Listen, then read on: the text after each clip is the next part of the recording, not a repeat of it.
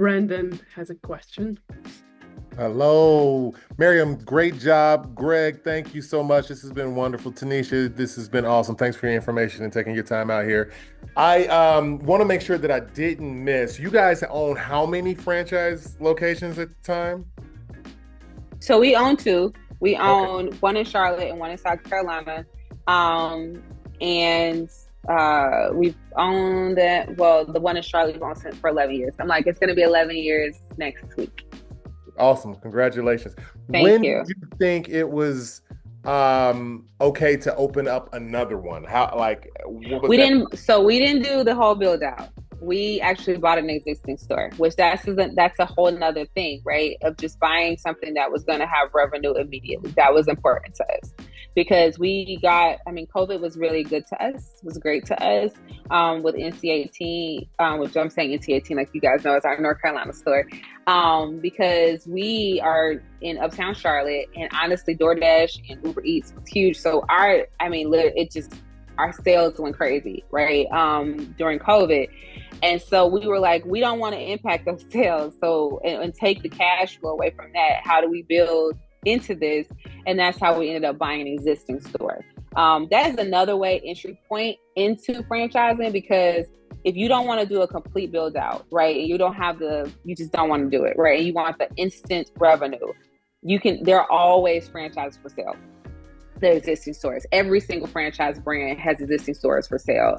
Even the really hard to get ones like Dunkin' Donuts, they have stores that are for sale. And so that's also an entry point into getting it. And you can buy multiple stores at the same time, but that's where might want to get with a group to do that, because it's a huge investment.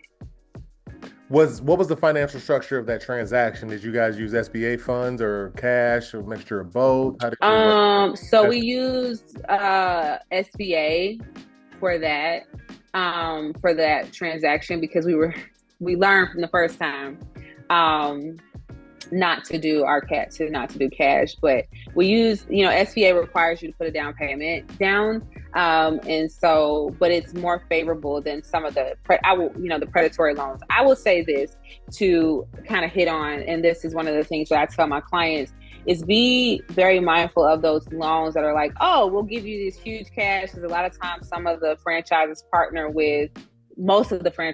with financial companies that have these really crazy interest rates, and they'll have you get into these loans, but the payment is like super aggressive.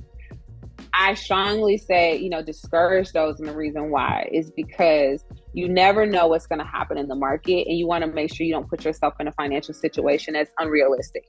SBA is backed by the government. Has super favorable terms as far as the term length. Take the time. And one thing that I know for sure is that once you've locked in an SBA loan, and as long as you are paying it back, they're more likely to give you another loan, increase your loan in order for you to get another location and another location, another location. So there is a franchisee, for example, in North Carolina. He started off with one store, then went to two, then he bought two at the same time. Now he has 14 stores, and all of his funding comes directly from SB loan. Now, I thought SBAs didn't cover acquisitions. I thought it was just mainly for cash flow and other equipment. No, there are some programs that you can use for acquisitions. Copy.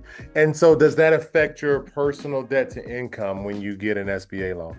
No. So it depends. Now, once again, it depends on the program, right? So you will have to be a guarantor on anything. On any loan that you get, you're going to have to be a guarantor. So that I always say, make sure you have the best credit. If not, I think it's like a 620 that you need. Don't quote me. It's not my industry, but to even qualify. But you have to be a guarantor even on leases, right? You have to be a guarantor on the leases, because they want to make sure that they get their money. But that's where it is the layers. So I tell my clients, create the business, right? When you create the business, the people who own the business is another business, right? And then by the time it gets to you, right, then there's at least three layers of protection before it gets to you. And so that's my strategy with one, because if you're a player, people like to Google and look up, or just go onto the websites and look up who owns what, right? And I'm always being risk averse. So I'm like, okay, please make sure that this person can't find your name, so then they can say, all right, I'm gonna slip and fall in your location. Or I'm going to, I have a couple of trucking companies, clients who have trucking companies. They're gonna say, hey, I want to pretend like this truck hit me, or they pulled out and did XYZ just because, so I can sue them. And so it's like the layers of protection, so that by the time it gets to you, it's so far down that people have essentially given up, to even find, usually people stop at the first layer. But you will have to to answer your question, you will have to be a guarantor, but sometimes it does not show up. Like even when you have like a business credit card, it typically does not show up on your credit. Gotcha. So yeah, being a guarantor is cool, but I was just wondering if it came up as a personal debt to income. No, it does not. No, it does not. And last question, and I'm going to let you go. I promise. I'm so sorry. It's for you. Like, to be honest, it's for you, Brandon. Jared, feel free to. Very much so.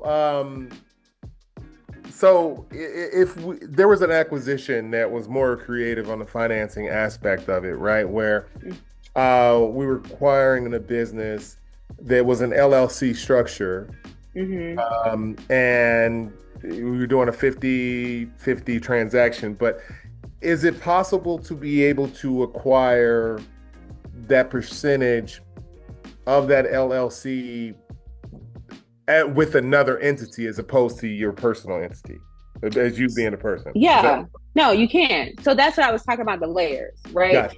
You shouldn't. So my recommendation is to always have a layer in between. So if you're taking it, so say you create an LLC, so say you're creating, Los Angeles LLC, right? And you're creating that, then the owners of Los Angeles LLC should not be individuals, right? Because you're essentially not having a layer of protection for yourself. So the more layers that exist, so the next should be, okay, then ABC LLC and JFK LLC should own Los Angeles LLC. And then you're moving further down. And the reason why I say that is, one, because of access, okay? But two, because of risk and liability, right? You want to have other stuff that's in between, that's liable for what may or may not happen when it comes to the business.